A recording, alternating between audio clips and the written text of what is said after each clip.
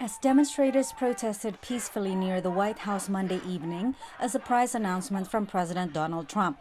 He declared that acts of domestic terror have been committed by violent demonstrators and vowed to end what he called riots and lawlessness that have spread across the country. Today, I have strongly recommended to every governor to deploy the National Guard in sufficient numbers that we dominate the streets.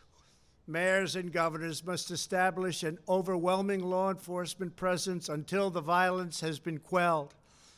If a city or state refuses to take the actions that are necessary to defend the life and property of their residents, then I will deploy the United States military and quickly solve the problem for them.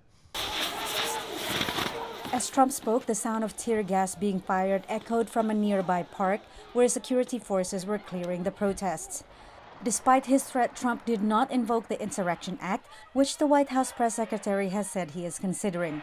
The 1807 law gives the president authority to deploy active duty troops to states without a request from the governor. The president had been under pressure to address the nation after days of demonstrations around the country, mostly peaceful but some marred with looting and violence, sparked by the death of George Floyd. What was his name? George Floyd! The black man died May 25th after a white police officer held his knee on the man's neck for more than 8 minutes. In his remarks, Trump said that justice for Floyd will be served, but he did not address the racial inequality and police violence that the protesters have been decrying. Trump has been accused of stoking racial divisions by his critics, including the presumptive Democratic presidential nominee Joe Biden, who on Monday met with African-American religious leaders in his home state of Delaware. Hate just hides. Doesn't go away.